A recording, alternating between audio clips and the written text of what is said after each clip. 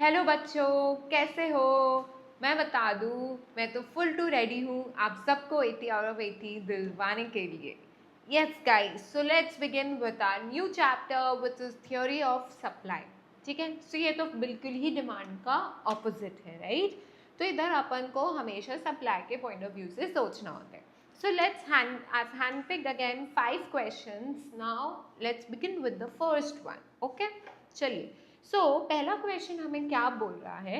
N increase in the number of firms in the market causes a rightward shift in the market supply curve, but individual supply curve may shift leftward. Justify. So इन लोग क्या बोल रहे हैं कि अगर number of firms बढ़ेगा तो market supply curve बढ़ेगा, बट हो सकता है कि जो इंडिविजुअल सप्लाई कर्व है, मतलब जो इंडिविजुअल फर्म्स का सप्लाई है ना, वो घटे। तो ये हो सकता है क्या? ये तुमसे पूछा गया, जस्टिफाई कीजिए। हाँ, ऐसा हो ही सकता है, बिकॉज ऐसा होता ही है रादर, बिकॉज जब नंबर ऑफ फर्म्स बढ़ता है तो जो मार्केट सप्लाई होता है it's rises. Why? Because number of firms बढ़ गए तो अब ज़्यादा आउटपुट इंडस्ट्री प्रोड्यूस करेगा, right? But since number of firms बढ़ जाते हैं तो हर एक इंडिविजुअल फर्म का जो मार्केट शेयर होता है वो कम हो जाता है, राइट? तो individual firm now comparatively small proportion of the total market supply को कंट्रीब्यूट करते हैं। ठीक है, सो देयरफॉर ऐसा होता है कि मार्केट सप्लाई बढ़ रहा है बट इंडिविजुअल सप्लाई जो है ना वो कम हो रहा है। So therefore at the existing price ना individual supply curve leftward shift हो जा रहा है, but market supply curve is shifting rightward. ठीक है, सो ये हमारा क्वेश्चन था। चलिए इसका आंसर लेते हैं। ठीक है, यस, चलिए। The market supply curve, the market supply curve, तो आप पहले जस्टिफाई करना कि market supply curve rightward shift क्यों हो रहा है। ठीक है, so the market supply curve shifts rightward with more firms entering the market, increasing the total output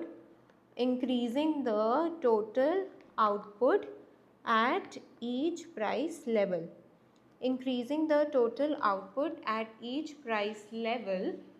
therefore resulting in rightward shift in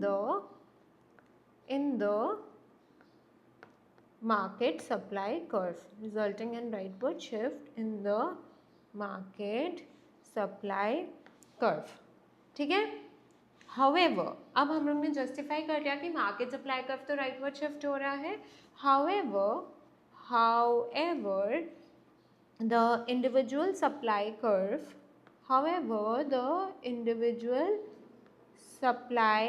curve may shift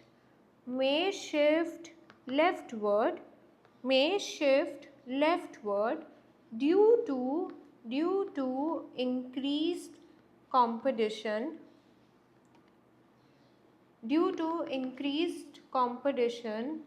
resulting each firm's market share to decline. Therefore, each firm supplies lesser quantity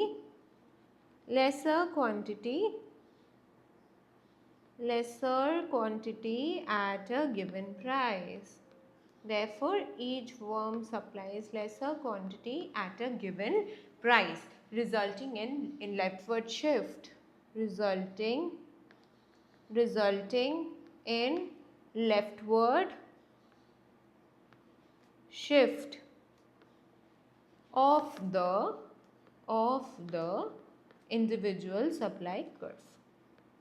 ठीक है, हम लोग ये सब जो question कर रहे हैं ना गाइज, यूजुअली क्या होता है ना, सप्लाई से आपको वही 2 मार्क्स का क्वेश्चन आ सकता है। ठीक है। 2 मार्क्स का जनरली आता है, ऐसे ये केस बेस्ड टाइप का क्वेश्चन यूजुअली वो लोग सप्लाई से देते हैं, ठीक है, 2 मार्कर्स में। सो अगर 2 मार्क्स का ये क्वेश्चन आया तो आपको इतना सा लिखने का, ठीक है। I hope I have made things clear, ठीक है, समझ आया, गुड। चलिए अब हम लोग नेक्स्ट क्वेश्चन में मूव करते हैं। नेक्स्ट क्वेश्चन बोल रहा है कि the price of mobile handset has risen in the market but dealers have not been able to increase the supply proportionately. What will be the price elasticity of supply for the mobile handset? Draw the supply curve to indicate the type of elasticity. So guys, इधर क्या बोल रहा है, इधर एक आपको situation दिया है। वो सिचुएशन ये है कि हैंडसेट मतलब मोबाइल का प्राइस बढ़ रहा है, बट क्या हो रहा है ना, डीलर्स प्रोपोर्शनेटली मतलब इक्वली ना प्राइस को नहीं बढ़ा पा रहे, ठीक है, सप्लाई नहीं बढ़ा पा रहे, सॉरी, प्राइस बढ़ रहा है बट डीलर्स जो है वो सप्लाई को इक्वली नहीं बढ़ा पा रहे, ठीक है।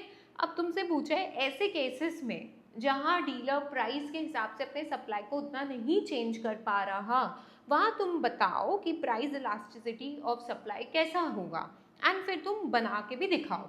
तो या ये तो वही केस हो गया ना कि प्राइस बढ़ रहा है बट सप्लाई उतना नहीं बढ़ रहा, सप्लाई बढ़ रहा है देखो, बट लिखा है कि dealers have not been able to increase the supply proportionately, मतलब जिस हिसाब से प्राइस बढ़ रही है उस हिसाब से सप्लाई नहीं बढ़ रही, बट थोड़ा बहुत ही बढ़ रही है सप्लाई, ठीक है। तो ऐसे केसेस में गाइस क्या होता है, इनइलास्टिक सप्लाई होता है ना, this is a case of inelastic supply, जहाँ प्राइस के हिसाब से सप्लाई उतना नहीं बढ़ रहा, थोड़ा सा ही बढ़ रहा है, ओके। सो इन शॉर्ट हमने आइडेंटिफाई कर लिया कि ये कौन सा केस है, ये इनइलास्टिक सप्लाई का केस है, ओके। अब हमें उसका डायग्राम बनाना होगा। तो सबसे पहले तो हम ऐसे लिखेंगे कि जो भी प्राइस इलास्टिसिटी ऑफ डिमांड है, सप्लाई है, we will write down this way that the price, क्योंकि क्वेश्चन ही पूछा है what is the price elasticity of supply, so the price elasticity of supply for the mobile handset is relatively inelastic, और आप reason भी बताओ क्यों relatively inelastic है, because as the price rises, the producers are not able to increase the supply or raise the supply proportionately, उस हिसाब से नहीं बढ़ा पा रहे सप्लाई जिस हिसाब से प्राइस बढ़ रहा है, इसका मतलब यही है, okay. therefore percentage change in the supply is less than the percentage change in the quantity price. this implies that, अब तुम इसमें ये लिख लो, this implies that the percentage change in quantity supplied of mobile handset, this implies that percentage change in quantity supplied of mobile handset is less than the percentage change in price of mobile handset, that is ES, that is price elasticity of supply is less than 1, okay. अब हमें बोला था ना कि हमें ये situation को supply curve बना के भी दिखाना है, तो ठीक है, डायग्राम भी बनाते हैं।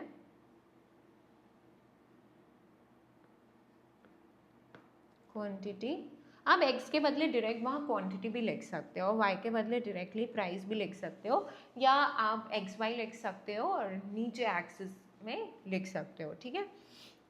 सो इनइलास्टिक सप्लाई दिखाना है ना, सो प्राइस सपोज जिस हिसाब से बढ़ा उस हिसाब से सप्लाई नहीं बढ़ा, थोड़ा सा ही बढ़ा,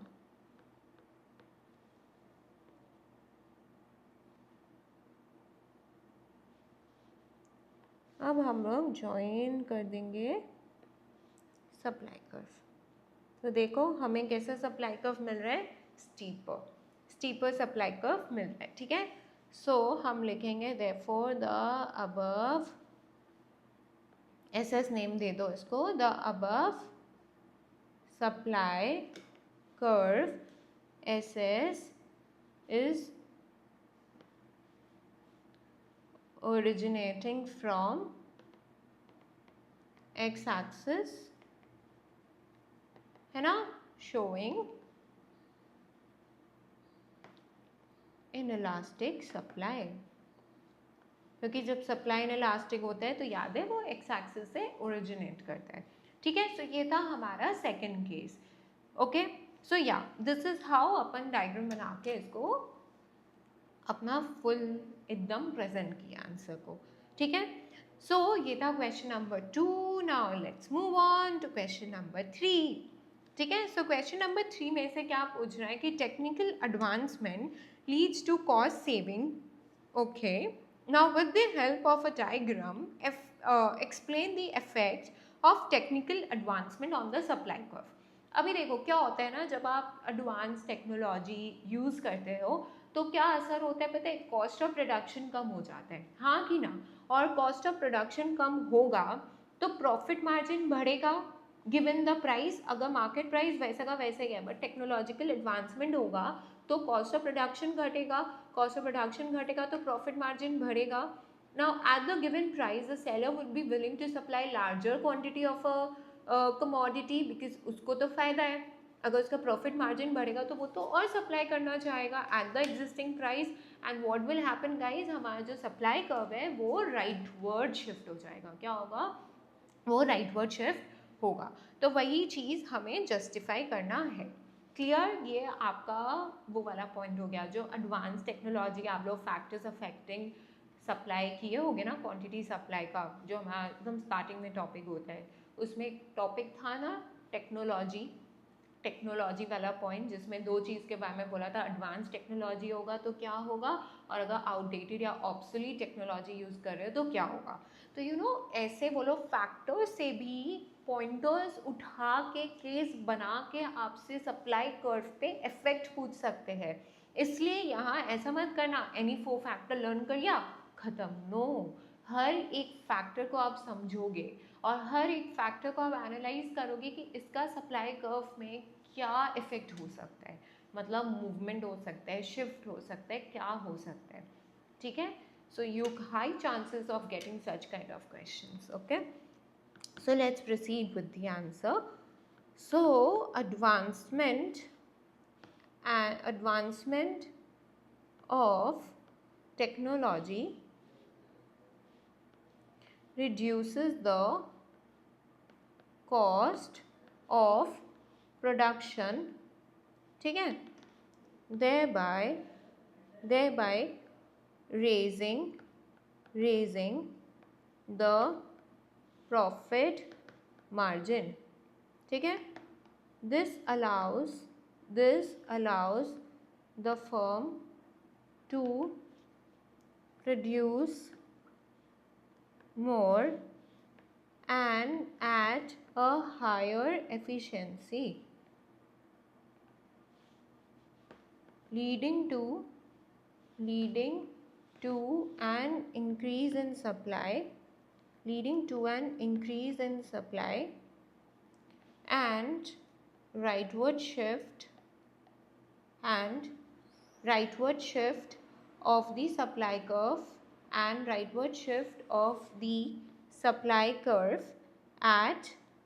at the existing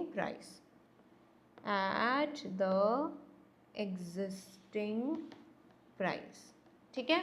और अब हम लोग बनाएंगे डायग्राम, क्योंकि इको में तो डायग्राम इम्पॉर्टेंट है। सो क्वांटिटी प्राइस हमें राइटवर्ड शिफ्ट दिखाना है, तो प्राइस OP 0 है, क्वांटिटी OQ 0 है ना। हमारा सप्लाई कर्व इनिशियली S0 था, अभी क्या हुआ, अभी एडवांस टेक्नोलॉजी यूज़ करने से हमारा सप्लाई बढ़ गया at the existing price, thereby लीडिंग to an increase in supply. So अब हम लोग एग्जिस्टिंग प्राइस पे ज़्यादा क्वांटिटी सप्लाई कर पा रहे हैं। सो देखो हमारा राइटवर्ड शिफ्ट हो गया सप्लाई कर्व का। ठीक है, अब हम लोग इस डायग्राम के बारे में 2 प्यारे शब्द लिखेंगे। ठीक है, सो लिखिए। अब तो आप लोग को आइडिया हो ही गया होगा अगर आप हमको फॉलो कर रहे हो तो। In the above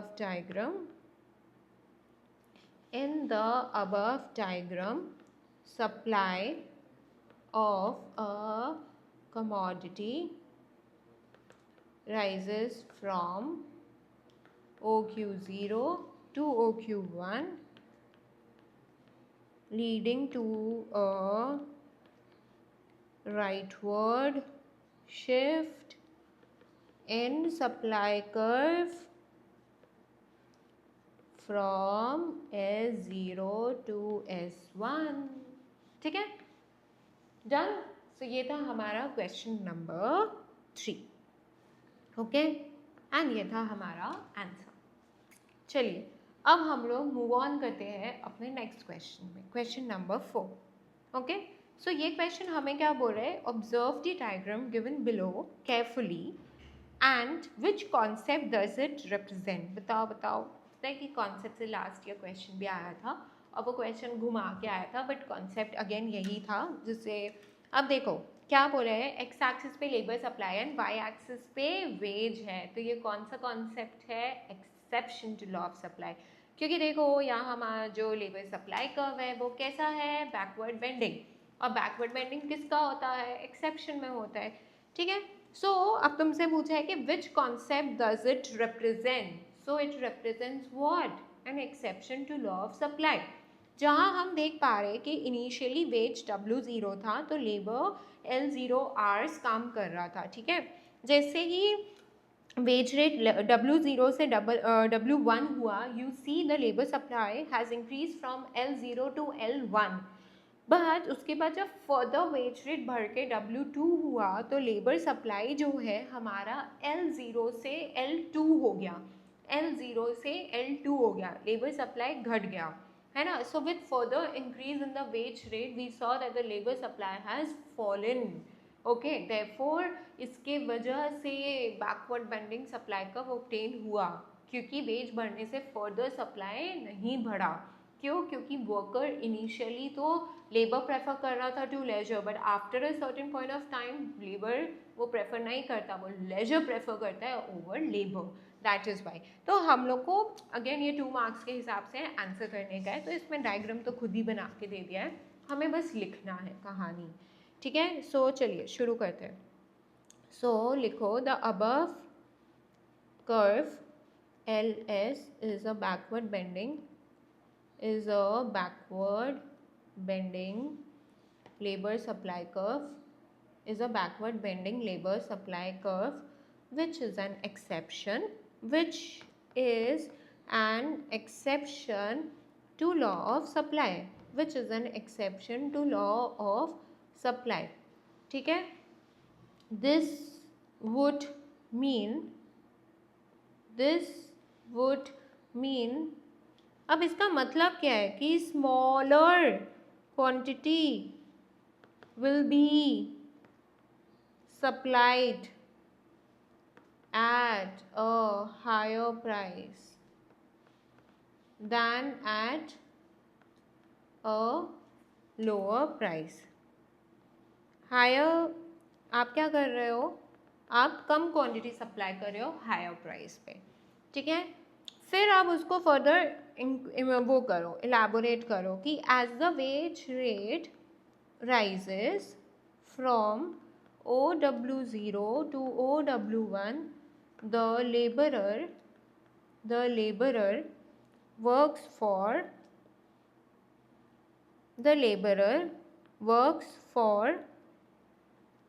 more hours at first।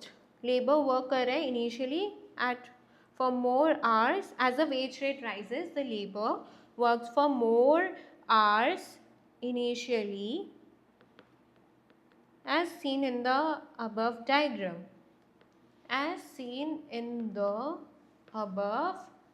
diagram, ठीक है।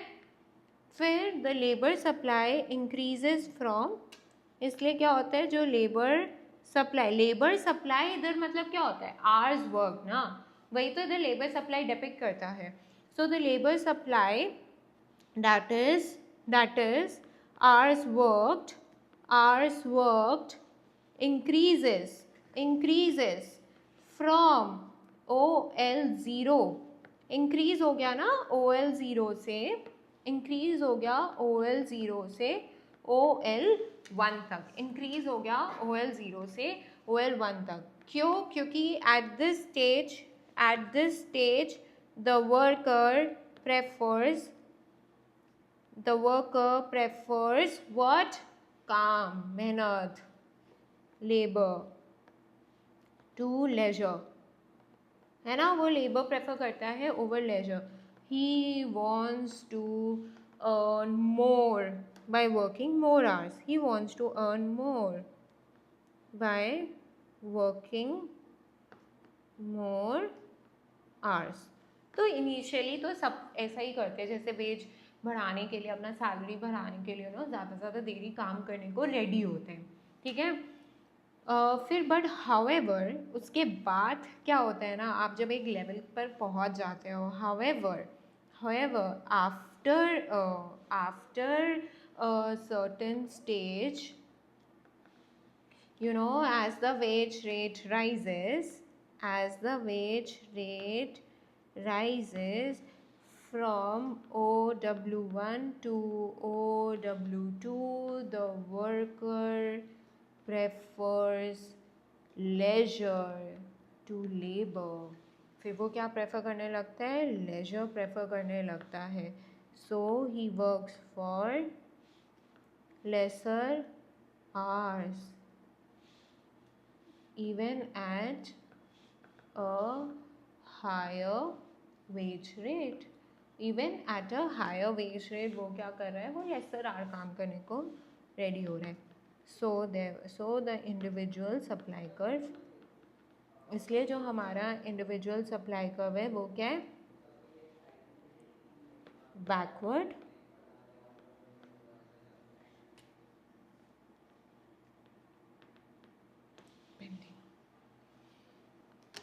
Am I clear? ठीक है. सो हाँ, इतना लिखना होगा. सी लैंग्वेज इज़ वेरी इजी. आपने तो जब एक्सेप्शन किया तो आपने तो ऐसे याद किया ही होगा, आपको वही लिखना है. After you have identified the case, you will write what ever you have learned it, right. So this is how हम लोग प्रेजेंट करेंगे अपना 2 मार्क्स का आंसर. क्लियर? चलिए, अभी नेक्स्ट हमसे पूछा है the GST council headed by, या ISC का क्वेश्चन है, ठीक है. The GST council headed by union finance minister Nirmala Sitharaman gave a nod to levy 28% GST on online gaming, horse racing and casinos at full value.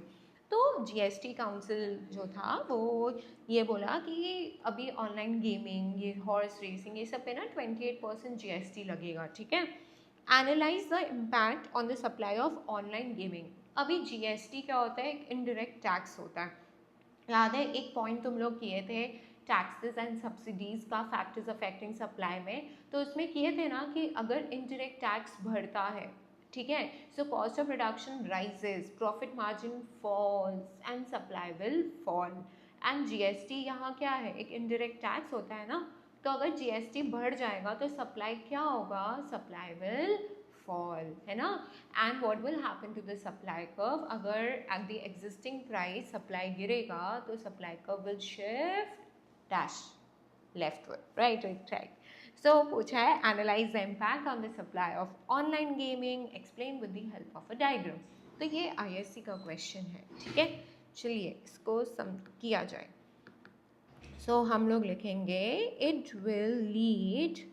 सो आप ऐसे लिखोगे कि the increase in the GST on online gaming, horse racing and casinos will lead to a decrease in supply. Will lead to a decrease in supply. That is leftward shift. That is what? Leftward shift in the supply curve as और underline करना decrease as at the same price GST imposed is more, so profit margins of the producers or suppliers will fall, resulting to a lower quantity supplied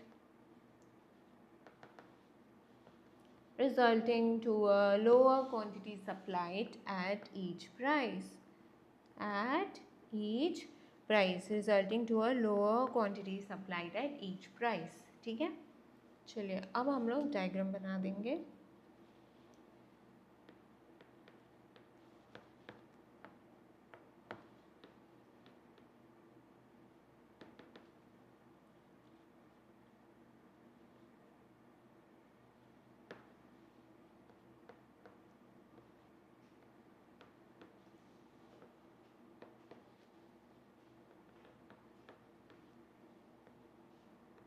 और हमेशा arrows बनाना, ठीक है. और बहुत बार ऐसा होता है ना कि सप्लाई के क्वेश्चन में अपन डिमांड का कर देते हैं. Please be present, you know, when you give your exams, be present at that point of time. इसलिए एग्ज़ाम के पहले ना हमें चिल करना चाहिए. आधा एक घंटा ना किसी का दिमाग खाओ, ना किसी को दिमाग खाने दो. Listen good music and you know एकदम चिल होके एग्ज़ाम देने जाओ, तो ज़्यादा दिमाग चलेगा. Fine. So in the above diagram, due to imposition of GST, the initial supply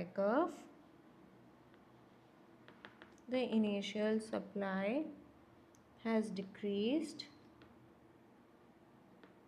from OQ0 to OQ1 at the existing price OP0, resulting to a leftward shift in supply curve from S0 to S1. Clear? Yeah. सो ऐसे ये रहा हमारा complete answer. ठीक है. Yes. So या we are done with our 5 case based questions, right. और questions आप लोग प्रैक्टिस कीजिए विद रेफरिंग ISC काउंसिल का फ्रैंक बुक का बैक एक्सरसाइज करके. यू नो आप ऐसे और 2-4 केस बेस्ड क्वेश्चंस उठाओ. आउटलाइन मैंने दे दिया कि आपको ऐसे ही आंसर करना है. जब भी इफेक्ट पूछे सप्लाई कर्व में आपको मूवमेंट हो रहा है या शिफ्ट हो रहा है, पहले आपको वो बताना है क्यों हो रहा है, आपको जस्टिफाई करना है, फिर आपको डायग्राम देना है. सो 2 मार्क्स के लिए ये कंप्लीट स्ट्रक्चर फॉलो करना है and this will fetch you complete 2 out of 2. Okay, so yeah, I hope you all have followed whatever we have done, right? Clap for yourself for attending the session. And अगर आप लोगों को पसंद आया, please like, subscribe कीजिएगा and अपने दोस्तों को भी refer कीजिएगा. Okay, all the very best for rest of your preparations. Thank you. Bye bye.